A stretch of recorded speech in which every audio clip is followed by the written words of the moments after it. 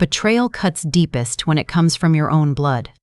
What if the very people you raised with love plotted to end your life for money? This true story will leave you shaken. Subscribe now and turn on the bell icon so you never miss the next shocking tale of family revenge. My name is Elaine Parker, and at 78 I never imagined that the biggest threat to my life would come from my own 3 children, Simon, Claire, and Rachel. It was a warm July afternoon on the lakefront of Chicago, a perfect day for a family outing. 2 years had passed since my husband Robert lost his battle with cancer. My children had grown distant since his death, so when they insisted we spend a Saturday together at the beach, I welcomed it with open arms. We settled under a bright blue umbrella, the breeze from Lake Michigan gentle and cool. Their sudden warmth felt like the family closeness I'd been craving. Then, at 2:47 p.m., my phone vibrated. An unknown number flashed on the screen with a text that chilled my blood. Leave quietly. Don't say anything to your children. I looked at my laughing children, their voices suddenly hollow. Another text followed. It's urgent. Your life depends on it. I'm in the parking lot. Red car. Trust me. Heart pounding, I faked a dizzy spell and excused myself. Near the parking lot, a familiar face waited. A young woman with a nervous determination, Nora Jimenez, the housekeeper who'd worked for Simon for 8 years. Parker, your life is in danger, she whispered. I froze.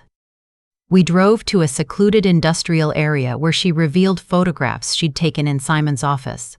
Documents with my forged signature authorized a transfer of $950,000, my entire life savings, along with a power of attorney handing Simon control over all my assets. I protested, recalling I had signed routine health insurance forms at Simon's barbecue a week earlier. Nora's voice trembled as she explained how they'd drugged me with bromazepam and a colorless chemical called sertraline, causing confusion and memory loss. Then came the crushing blow. The 3 of them were drowning in illegal debts, $380,000 to a loan shark named Miguel the Blade Fernandez. They need you to personally confirm the bank transfer, Nora said. And if you don't, I overheard them talking about a plan B, words like accident, stairs, quick inheritance. My stomach twisted. My own children planned to kill me. Nora had already contacted the police. Inspector Thomas Grant was leading an investigation and wanted me to come to the station for a statement and blood tests. The tests confirmed traces of the same sedatives Nora described. Inspector Grant's plan was terrifying. I would wear hidden microphones and return to Simon's house that evening. If we could record their confessions, we'd have the evidence needed to charge them before Miguel's deadline. By nightfall, I sat across from my children in their immaculate living room, every luxury paid for by borrowed money. Their voices dripped false concern as they suggested creating a joint account to help me manage my savings. For emergencies, Simon said. Feigning confusion, I pressed, You mean the $950,000?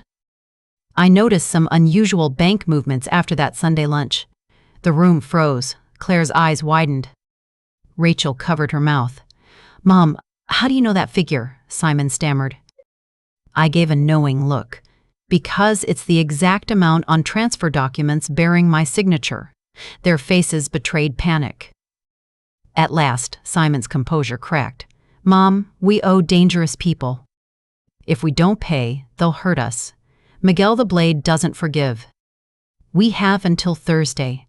And my death would solve your problem? I asked softly. Silence. Then Rachel whispered, An accident wouldn't be suspicious for someone your age. Claire admitted she'd researched drugs that mimic a heart attack. Rachel had arranged for fast cremation to prevent autopsy. Simon's role? I'd be there to make sure it looked natural, he confessed. They planned to invite me for dinner the next evening, the night of my accident. I kept my voice steady.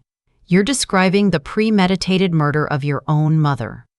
Tears came, not of remorse, but of fear. Miguel's deadline, they said, left them no choice. Inside, my heart broke. Outwardly, I remained calm. Hidden microphones captured every word. Simon's words hung in the air like a poison. My own children, people I had raised and loved, had calmly admitted that my death was their only way out. I fought to keep my face neutral, the hidden microphones warm against my skin. Every second mattered. The police outside needed a full confession. Claire tried to soften the blow, tears streaking her cheeks. "Mom, we didn't want this.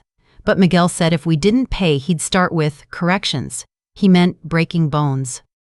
He said he'd come for us. And you, anyway." Rachel's voice quivered. "Mom, please understand.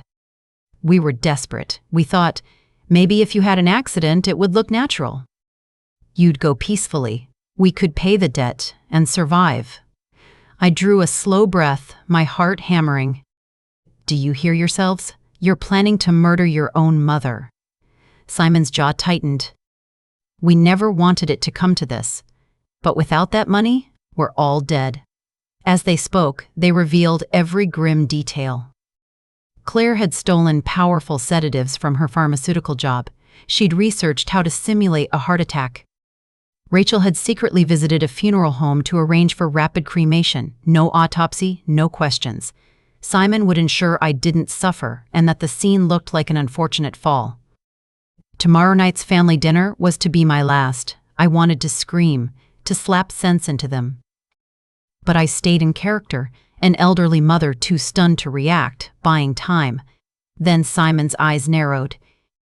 He studied me with a predator's caution. "Mom, you're awfully calm." I forced a shaky laugh. Shock does strange things.